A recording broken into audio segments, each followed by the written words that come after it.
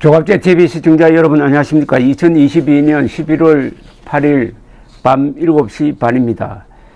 대장동 부패 사건을 수사 중인 서울중앙지검 반부패수사 3부 부장 강백신은 오늘 오후 이재명 민주당 대표의 최측근으로 알려진 김용 부원장을 구속 기소했습니다. 그러니까 재판에 넘겼다는 이야기입니다. 불법 대선자금 수수 혐의입니다. 대선자금 수사가 이렇게 전면에 나온 것은 20년 만에 처음입니다. 2002년 이후 처음입니다. 검찰에 따르면 김용 부원장은 현재 부원장입니다. 이 사람 민주연구원 부원장인데 그전에는 쭉 이재명 씨를 따라다닌 사람입니다. 검찰에 따르면 김용은 유동규 전 성남도시개발공사 기획본부장, 정민용 변호사, 전 성남도계공 전략기획실장 등과 공모를 해가지고 작년입니다. 작년 4월에서 8월 사이에 20대 대선 경선을 준비하는 과정에서 남욱 변호사, 이 사람은 대장동 업자입니다. 사업업자, 천화동인 4호 소유주 남욱 변호사로부터 4번에 걸쳐 8억 4,700만 원을 받은 혐의를 받습니다.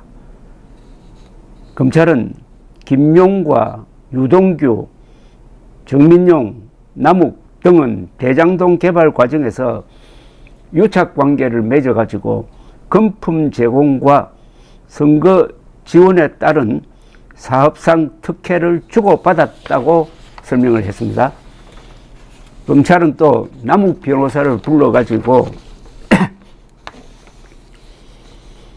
그동안에 여러 가지 신문을 했는데 이 남욱 변호사라는 분이 상당히 협조적인 것으로 보입니다. 그래도 남욱 변호사를 불법 정치자금 제공 혐의, 유동규 전 본부장과 정민용 변호사를 불법 정치자금 수수 혐의로 각각 불구속 기소했습니다. 이 대선 자금이 누구 대선 자금이겠습니까? 이재명 대선 자금이란 이야기니까 결국은 그 다음 단계 수사는 이재명으로 향할 수밖에 없는 그런 구조를 지금 만들고 있습니다. 김용 부원장은 검찰 수사 과정에서 진술 거부권을 행사하며 혐의를 부인했습니다. 하지만 검찰은 돈을 마련한 남욱 변호사, 돈을 전달한 유동규, 정민용 등 관계자 진술 통해 혐의를 충분히 입증했다는 입장이고요. 또 남 변호사 측근이 돈 전달 시기 등을 적은 메모, 이를 뒷받침하는 아파트 주차장 차량 출입 기록, 돈 전달에 사용된 가방, 상자 등 물적 증거들도 확보했다고 합니다. 이걸 현금으로 주었으니까 이 돈 8억 몇천만 원을 넣었던 가방, 상자 등을 확보했다는 뜻입니다. 김용 부원장 측은 검찰 기소에 대해서 검찰의 정치자금법 위반 기소는 이미 계획된 것이다. 공소장 내용은 소설에 불과하다라고 반박을 했습니다. 검찰은 기소 이후에도 김용 부원장에 대한 수사를 계속 이어갈 계획이라고 합니다.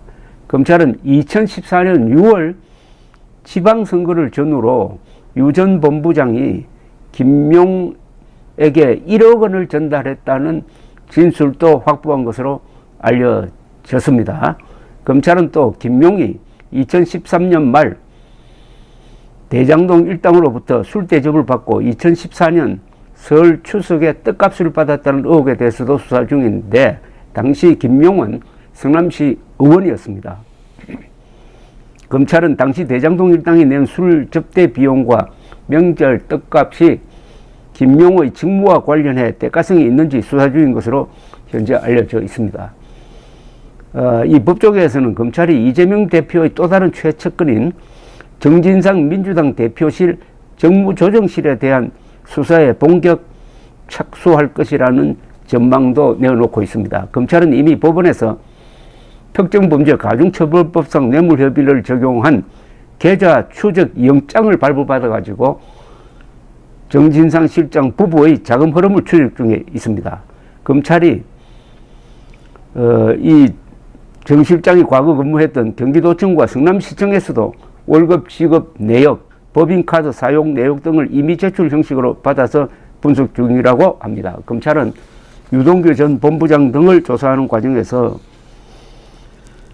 정진상 실장이 대장동 일당으로부터 2014년과 2020년 9천만 원 상당의 돈을 받았다는 진술을 확보했다고 합니다.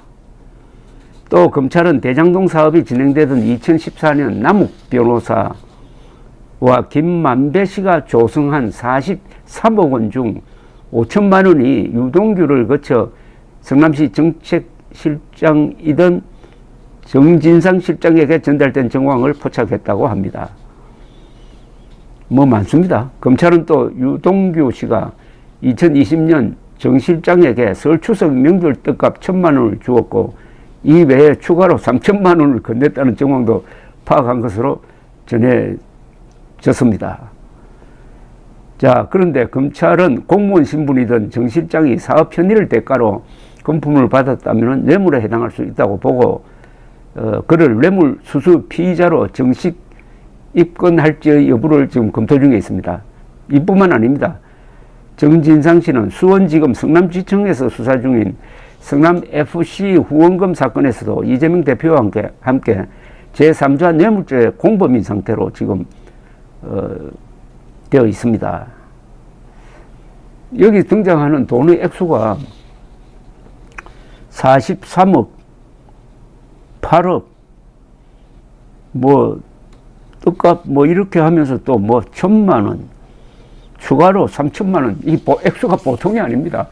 이 대장동 게이트는 우선 업자들이 본 수익이 한 4천억 원이 넘어요. 그 중에 업자 중에서 한 업자, 천화동인 1호의 실소유주가 이재명 혹은 이재명 측이 아니냐 하는 유력한 지금 의혹이 제기되고 있습니다. 그런데 그 회사가 받은 배당금이 1,200억 원입니다. 자, 1,000억, 뭐 100억, 10억, 이거 뭐 그래서 8억이 받았다는 김용 씨가 받았다는 이 혐의 액수 8억 4,700만 원도 뭐 큰 돈 아닌 것처럼 느껴질 정도로 이 대장동 게이트는 언론이 통상적으로 이런 사건에 붙이는 그야말로 당군 이래 최대의 부정부패 사건이다 하는 실감을 갖게 합니다. 그런데도 이재명은 작년 선거 기간 중에 발표한 수필 비슷한 글에서 자신은 한 점 부끄럼 없는 사람이다 라고 선언을 했던 적이 있습니다. 여러분, 한 점 부끄럼 없는 사람이라는 이런 말 쓰는 사람, 행동하는 양심이라는 말 쓰는 사람 조심해야 됩니다. 감사합니다.